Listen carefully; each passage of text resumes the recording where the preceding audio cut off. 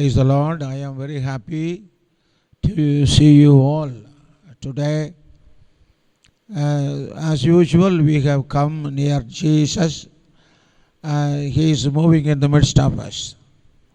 And we are going to sing unto Him to magnify His name. And after that, we are going to be in His presence to meditate His word. Shall we hear a song which is sung by Pastor Ebenezer?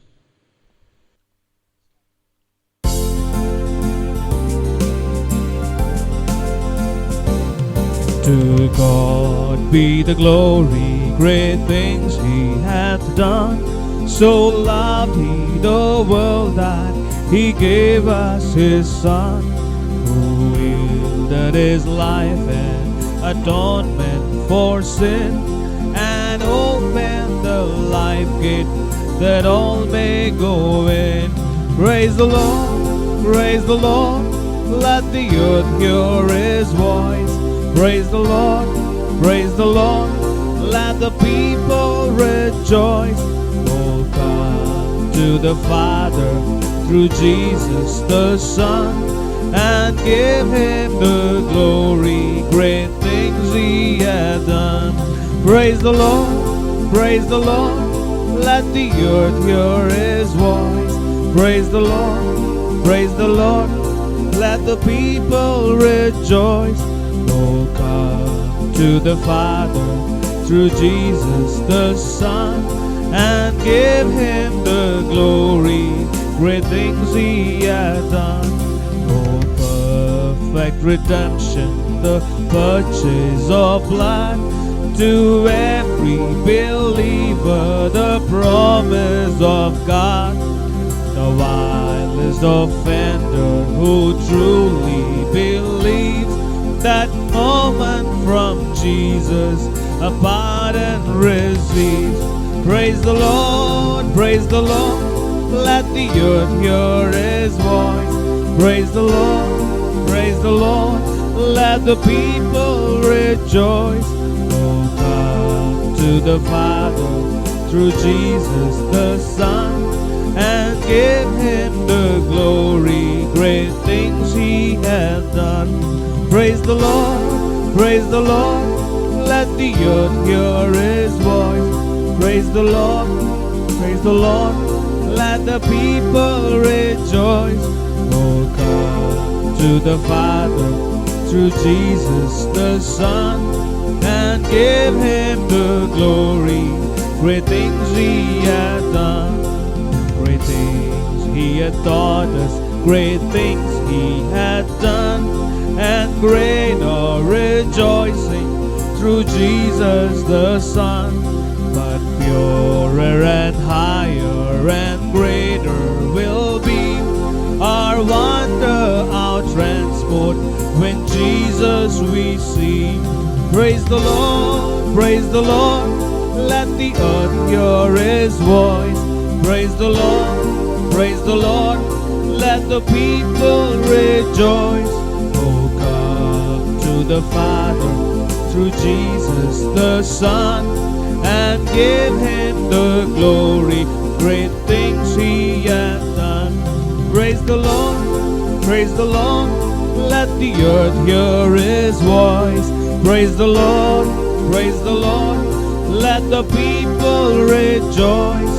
Oh, come to the Father through Jesus the Son, and give Him the glory, great things He hath done. Glory be to God's holy name. Today too, I am led by the Spirit of God to draw your attention towards one phrase of the promise which He has given us in 1 Peter chapter 2 verse 25. You were like sheep going astray, but have now returned to the shepherd and overseer of your soul. Shall we all bow down and pray for a minute? Gracious Heavenly Father, thank you for your presence in the midst of us.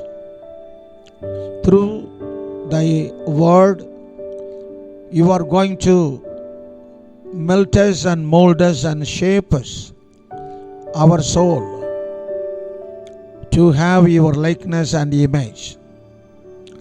Lord, through this praise which you have shown us, you are going to speak to us. I bind the spirit of evil which hinders our understanding.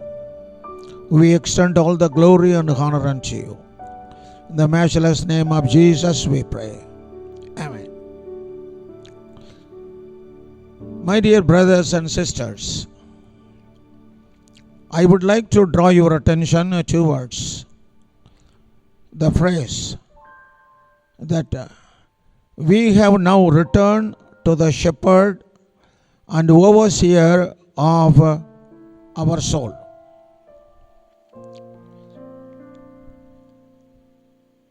Now we have all accepted Lord and Savior Jesus Christ. That means we were all once astray. In Isaiah chapter 53 verse 6, thus says, we all like sheep have gone astray. Each of us turned to his own way. So this shows how we were before we come to Jesus Christ. We all like sheep, not we are sheep, but we were like sheep, which has a tendency to go astray. So we have the tendency to go astray like sheep. That means we have turned our own way. We give importance to our own way. That means we give importance to our own self, our own mind, our own style of life, our own wish, our own will. So these are all the elements surrounded which we wanted to expose ourselves. But we have, after coming to Jesus, as I said, even after confessing our sins, even after taking baptism, we have the tendency or we have the propensity to go our own way. This is our natural constitution. Natural constitution. So we give importance to our own constitution, our own style, our own mind. But we have already meditated in once when he was talking to his disciples when Jesus was on the face of this world. He said, if anyone come after me, he must deny himself and follow me. That means the self is the most powerful one in every individual. And the Bible says Satan is hidden in the self of everyone. That means because of his power, we were led by our own self rather than going after Jesus Christ. We were like that before we come to Jesus, and sometimes some people, even after coming to Jesus, we would like to go our own way. But for that, those who are not following after Jesus, Jesus was not happy. In Hebrew chapter 3 verse 10 thus says, I was angry with a generation who are going astray in their heart, in their own. God is not happy, and God is angry with the people who are going according to their own heart. So this is one ways God is not happy. Because as we all know, the Bible clearly makes us to understand why we should not go according to our own heart. Going our own heart is compared to like sheep going astray. And Isaiah the prophet says, we were all like sheep going astray, our own ways, according to our own heart. This is disliked by our God. Christians, we should not go according to our own heart. That means we, the Christians or the children of God, should have a different style of life. Why God is angry with the people who are going according to their own heart? You know, as we all know, the Jeremiah chapter 17 verse 9, the heart is the most deceitful one above all things, which is beyond cure. The heart is defiled. The heart is the one which is under the control of the power of the prince of this world. He is making everyone to go according to his own heart, means he is abiding in the heart of everyone, and he is making everyone to go according to our own heart, which naturally makes God to get angry. So, in Deuteronomy chapter 6 verse 5, the God's intention is we have to love God with all our heart. That's what He expects. Rather than loving God with all our heart, we are all going according to our own heart, which is most deceitful one, which makes us to go away from God. The heart.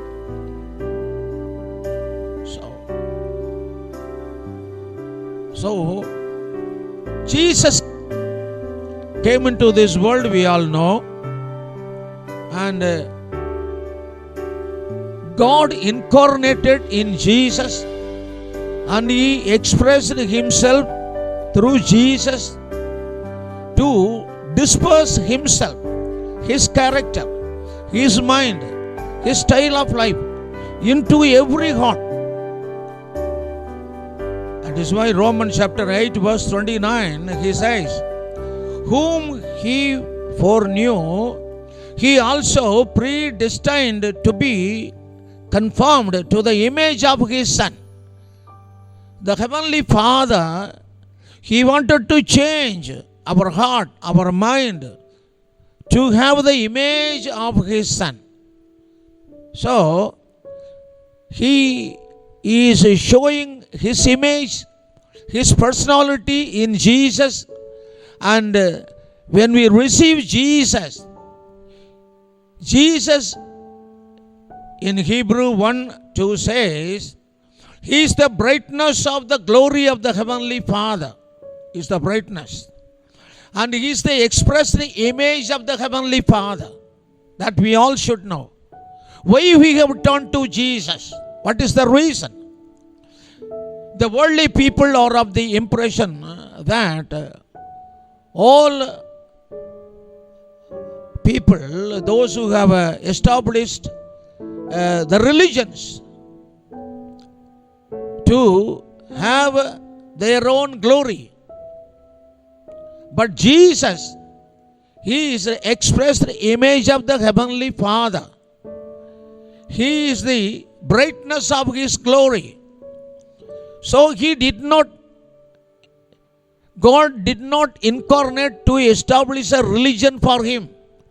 He wanted to bring all those who have gone astray according to their own way. He wanted to bring them back into such a state where everyone will receive the glory and the brightness and the image of God in their heart, which is most deceitful.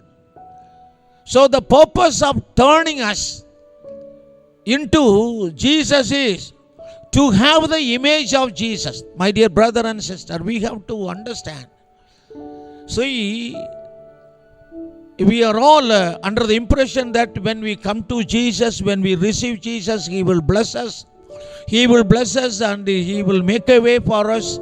He will make us to be free from trouble, to be free from the problem, to be free from the sickness, and He will make us happy in life. This is for which reason we are all under the impression, and we are worshiping God, we are singing and we are praising and glorifying God with the reason that He will solve all our problems, He will meet all our needs, He will bless us to have all our needs.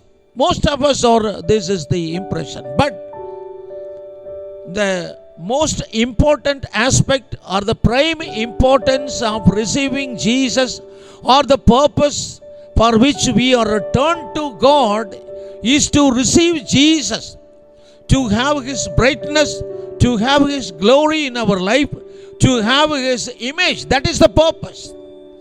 So whoever accepted this Jesus, irrespective of the nations and the cultures and the color and the language, whoever received, because the Lord says, I am God of all flesh. Is there any hard for me? He says. So in all the human race, in all the world, have to be free from the spirit of power of sin. They have to be redeemed. For which purpose He shed His blood 2000 years ago. So this is a good news for all the human race. There is one blood, the blood of Jesus, which was shed in this world for the remission of sin of the whole world. Not only that, after having redeemed from the power of sin, we have to receive the image of God. We have to receive the brightness of God. That is the main reason for which we have accepted Jesus. Hope, my dear brother and sister, our purpose in life in this world is to have a transformation from the human nature, from human constitution into the divine constitution. We have to abide on the divine constitution, where we will be transformed. We will have the brightness of God. So for that, this is the purpose. Now we who were astray turn to God. Who is this? This is a shepherd of our soul. Our soul were, before we accept Jesus, under the bondage of sin. So after having accepted Jesus, our soul have to be transformed to have the brightness of God. That is for which reason He has incarnated in Jesus. He has expressed in Jesus. So when we receive Jesus, the brightness of God is coming into us. The image of God is coming into us. The brightness is coming into us. This character is coming into us. And we will be transformed as the sons of God. So children of God. Hope you may have understood. Why we were astray, why we have turned to the shepherd of our soul, to have the image of God. My dear brother and sister, the purpose of being called as a children, the purpose of that we have accepted Jesus is to have the image. So today we have to examine our heart. How far our heart is changed. Our heart is changed. So that is for which reason He say, if we read Psalm 103 verse 3, He has forgiven all our iniquities. Why He has forgiven all our iniquities? Iniquities are the stumbling block. iniquities present in our heart is the hurdles. And because of that, we are not able to receive because of that, Jesus is not able to come into our heart. In Old Testament saints, they were all very good in their faith. Their activities, their faith, their life are expressed in Hebrews chapter 11. Such a wonderful people, powerful people, faithful people. But they could not have the image of God. They could not have the brightness of God in their heart. They were used by God. Through them, God performed wonderful things. But their heart is not filled with the brightness of the Heavenly Father. But we are more special than the Old Testament saints. Why? Because the power of sin was destroyed. According to the covenant made in Genesis chapter 2, the seed of the woman destroyed the power of Satan on the cross. As the power of Satan was bruised on the cross, we were redeemed from the iniquities. We are cleansed by the iniquities. That is why he says, He has forgiven us all our iniquities. And He has healed all our diseases. And He has redeemed our life from destruction. Why He has done all these things? After the end of every prayer, we say this. We remember this. And He satisfies our mouth with a goodness. Why He does all these things, my dear brother? The one purpose, that we have to have the image of God. One purpose, we have to have the image of Jesus. So not only that, not only forgiving sins, not only redeeming our life from destruction. He is worried about the condition of our heart. The heart is most deceitful one. For that He says, in New Testament, what He prophesied in the Old Testament is being carried on in the New Testament. In Ezekiel chapter 36 verse 26, He said, I will take away your heart, which is like a stone. I will give you a new heart. I will give you a new spirit. I will take the heart of stone from your flesh, and I will give you a new heart in your flesh. This is a prophecy in Ezekiel. But this is being carried on in the New Testament. For which reason, Jesus, He rose from the dead, and He is alive, and He is being with us. The good news is, our heart is going to be transformed. Our heart, when we go according to our own heart, this is because our heart is like a stone, very stubborn, a stone heart, which will never accept God's word. Because of the power of sin, our heart became like a stone, which will never receive the word of God. This has to be broken. The heart has to be broken. God says, I will take away your heart. Take away. Say, this is the Christian experience. The Christians are expected to have a life of Jesus. The worldly people are expecting, you Christians, you behave like this, you speak like this. What is this you behave? Because the worldly people are expecting the Christians, they have to behave like Jesus. Because we are the witness to Jesus. So my dear brother, as we are expected in the world to have the life of Jesus, what Jesus is doing, no, we are dealt with by the Spirit of Jesus. Our heart is dealt with by the Spirit of Jesus. The heart which is in the form of stone is removed from our flesh, and go through new spirit He gives us. When the heart is taken away, our old man, Our old man is taken out. That is why he says we are associating ourselves. We are associating ourselves with the crucifixion of Jesus.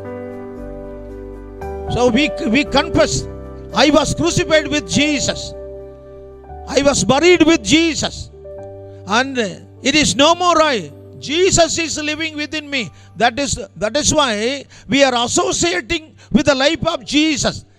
We were crucified with him. We are buried with him. And we rose with him. And he has placed us along with him in the heavenly places on the right hand of God. Why? To have a transformation, to have a regeneration. Our old nature has to be degenerated and the new nature have to be put on as we consistently live with Jesus, as we consistently obey to the word of God, as we consistently pray with Jesus and live with Jesus. In our nature, the human nature is being transformed. We are putting on every day the nature of Jesus. Our human constitution is being destroyed every day, and the divine constitution is being embedded, being established in our heart, so that we can walk like Jesus, we can behave like Jesus, we can be the expression of Jesus, as the Heavenly Father is expressing himself through Jesus. Jesus will be expressing himself through you and me. As he keep on expressing himself in you and me, we will have the brightness of Jesus. We will have the image of Jesus. We will be transformed like Jesus. And we will be called the children of God. See, this is the life. For that he says in Ezekiel 36:25, I will sprinkle clean water and you shall be clean. You know, we hear the people of this world are going elsewhere. They are going far away. Why? They have to get themselves cleansed. They immerse in the rivers. They make their body to be purest with an impression that if they do like this, they will be cleansed. They will be transformed. But Jesus is telling to all the human race in this world, you need not do anything. Even though your sin is like a scarlet red, I will make it as a snow. I will make it as a snow. I will cleanse. I will sprinkle my water, my spirit. I will cleanse you. You are called to have the sanctification in your life. God says, I will deliver you from all your uncleanness, he says in Ezekiel 36:29. For that he says in Titus 2:14, God, he gave himself that we might all redeem from every lawless deed. What we do in this world or the lawless deed. And God wanted to purify every one of us through his precious blood and through his Holy Spirit, which he says this is a clean water. The Spirit of God which he pours upon all the flesh is compared to clean water. So through that, he wanted to cleanse us. See, what a wonderful work he is doing. He is forgiving our sins. And he is redeeming us from destruction. He is cleansing us. He is pouring his spirit. And he is taking the old stony heart and giving us new heart. So these are all the things for which reason he has made us to turn towards Jesus. My dear brothers and sisters, we were all like astray, going according to our own heart. Because of this, we didn't have the image of Jesus. But when we turn to Jesus, when we come to Jesus, when we accept Jesus as our Lord and Savior, what is the benefit? We are all being transformed every day. This is the wonderful Christian life. See, we are all under the impression that when we come to Jesus, He will bless us all the worldly needs. I usually say, the blessing of God, we are all the impression that the necessities, the house and the vehicle and the riches and everything that we need, job and the marriage and the good wife and the children, these are all the blessings that we consider which will come from Jesus. He will give us, no doubt. But beyond that, on the top of it, what is the expectation of God? You know, when Jesus was, while he talking to his disciples once, I told you, he said, looking unto Peter, you deny yourself. You be away from me because you are the stumbling block. Because when Peter said that these things should not happen unto you, when Jesus told them he is going to Jerusalem and he is going to be handed over to the Pharisees and the priests, and he is going to be crucified. So when he said all these things, then Peter said, be it far from thee, it will never happen to you. For that Jesus answered, no, be away from thee, get thee away from me, Satan. You are not minding the things of God. You are minding the things of men. So our natural constitution is, our natural mind, our natural thinking, our natural opinion is to minding about the earthly life, the human life. They are minding about the life of the people in this world. But we are supposed to have the mind of the Heavenly Father. As Jesus was having the mind of the Heavenly Father, we are all expected to have the mind of Jesus. As Jesus was doing the will of the Heavenly Father, we are all expected to do the will of the Heavenly Father in the name of Jesus. So, if we do the will of the Heavenly Father, then naturally our image, our character will be transformed. So, my dear brothers and sisters, the purpose that we are turned unto Jesus, or the purpose that we are turned to the shepherd of our soul, the shepherd of our soul is changing our soul, transforming our soul to have the image and likeness of Jesus. That is for which reason we are returned to Jesus Christ. Not only this is what you have heard, is an objective matter. What you heard, this message is an objective matter. But we are expected to put it into practice. To have a subject, we have to put on the nature of Jesus. That is a subject. We have to be used to glorify the name of Jesus. We have to be transformed to have the brightness of God. That is the subject. So, shall we commit ourselves, my dear brother and sister? So this message is to make us to understand the purpose of coming to Jesus. Is to have His brightness, is to have His character, is to have His holiness, is to have, we are expected to be the workmanship of the Heavenly Father. I am sure those who are listening, God is going to change you. As He has changed me, you are going to be changed to have His image and the likeness, to have His brightness, to have His character. From today onwards, I tell you in the name of Jesus, as you are listening these words, I am led by the Spirit of God to speak this. So as you are listening, you are going to have a tremendous change in your personality. Your natural constitution is going to be destroyed, and the constitution of the Heavenly Father is going to be established in your life to have His image and brightness and His character. Shall we pray? Gracious Heavenly Father, thank you, Lord, for enabling us to understand why we are turned to the shepherd of our soul. There is a great purpose. There is a great purpose.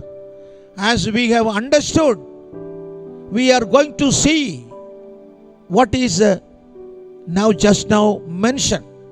The objective matter are going to be the subjective matter in our life. We are going to enjoy. We are going to see the transformation of our life. And through that we are going to see the happiness and the blessing that you are going to give us. Lord, bless everyone who are listening this. And bless everyone who are going to listen this. Be with them, transform them, prepare them, Lord, for your coming.